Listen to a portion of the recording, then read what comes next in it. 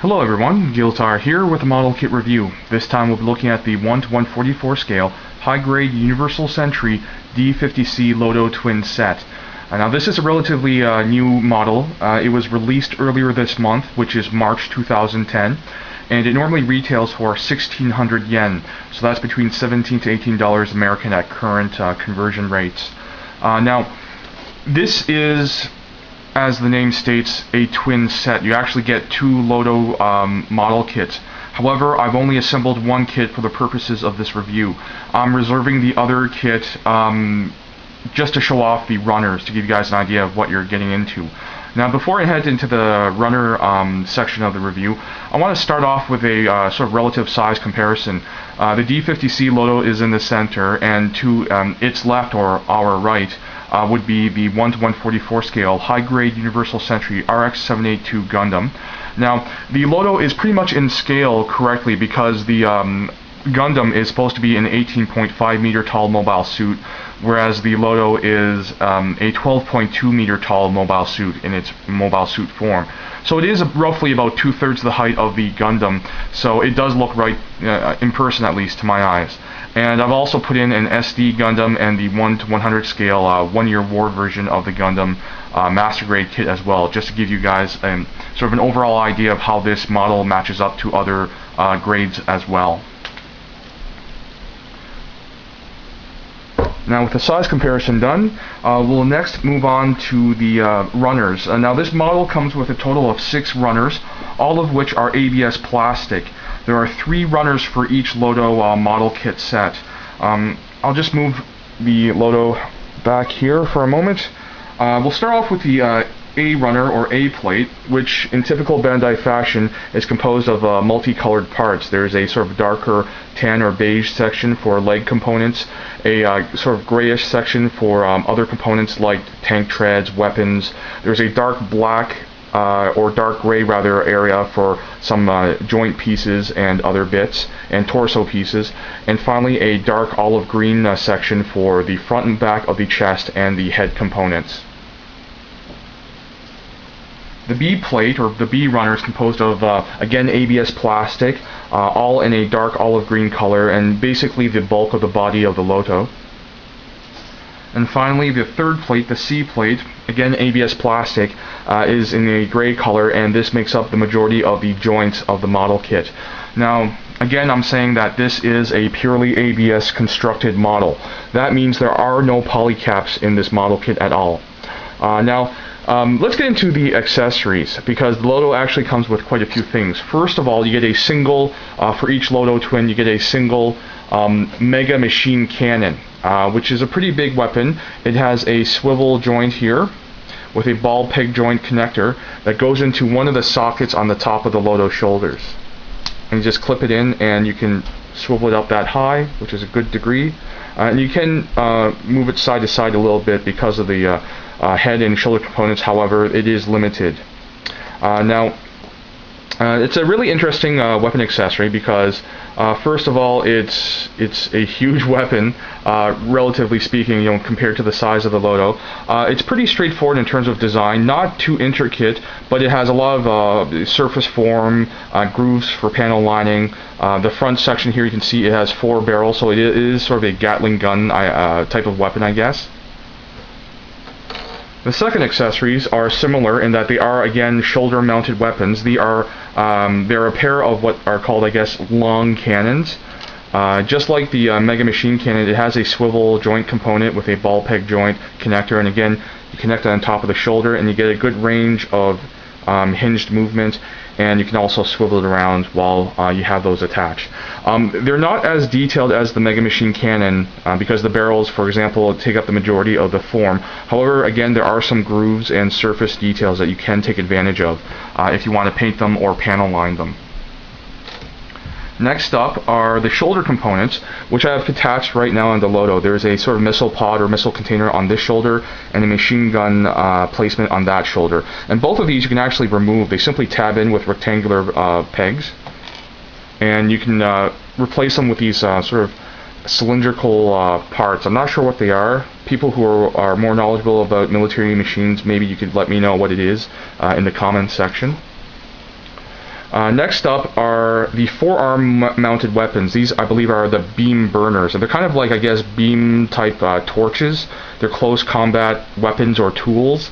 I believe in episode 1 of Unicorn Gundam, the Lotos actually use the beam burners to sort of make their way into the place that they're breaking into. However, these components don't actually show up on the animation models.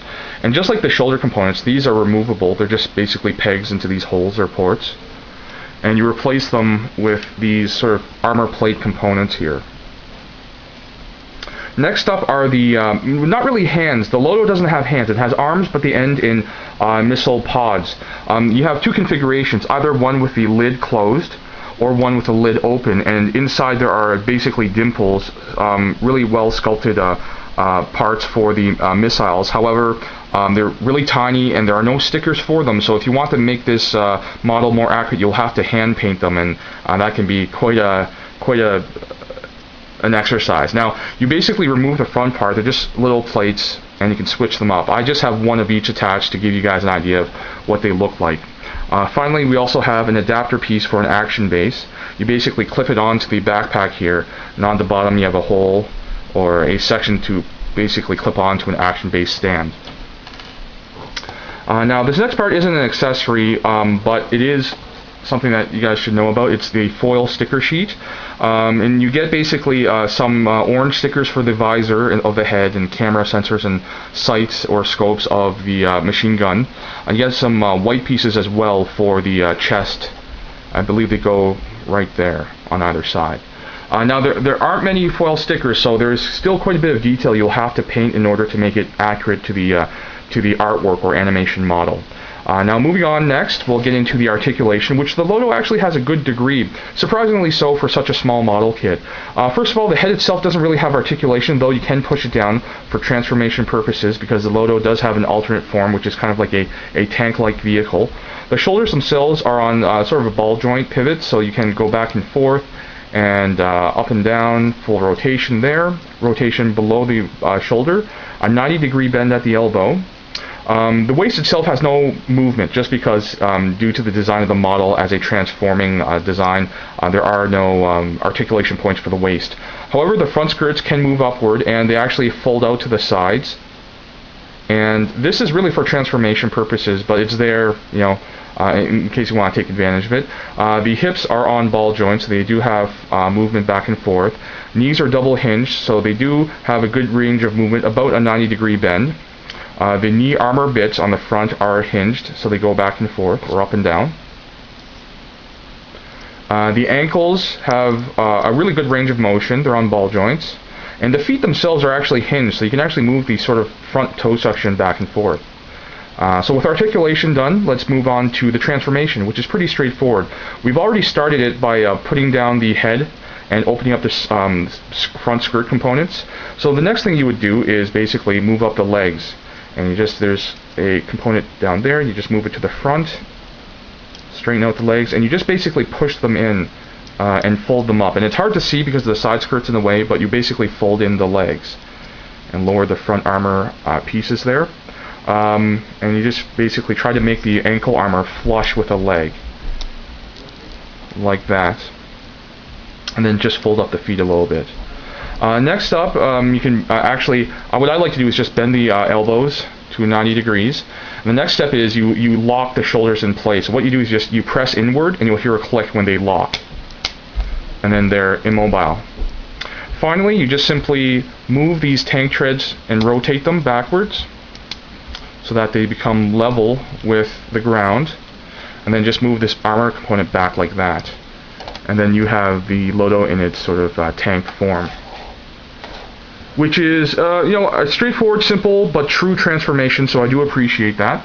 So let's head into the pros and cons. I really have only one con to mention, and that's there is some fragility issues with the parts, because everything's so small, they're inherently more delicate and fragile. However, I haven't found any problems so far yet. Everything's held up well to multiple transformations and just testing out the model kit for the review. So even though it is a con, as long as you're careful and you sort of have a light touch, you shouldn't have a problem. Now, as far as the pros, First of all, you have many accessories and many different configuration options, so it's a great piece for display. Secondly, if you appreciate mechanical designs and military machine designs, then the Loto is really interesting and I think a really great piece for your collection if you want to add it. You get 2 of these with your model kit. It's 1,600 yen, so you're paying about $8 or $9 per model, but I think it's worth it. Despite their small size, they have really great sculpted detail, a really good range of articulation. It can transform, and again, you have a lot of accessories. So overall, I do recommend this model kit to anybody who's looking for anything a little different from the standard, overly humanistic Gundam mobile suit designs. If you're a fan of Unicorn Gundam and Universal Century, this is the thing for you. So that's my review. I hope you guys enjoyed it and got something out of it. As usual, thank you for watching, and I'll see you guys next time.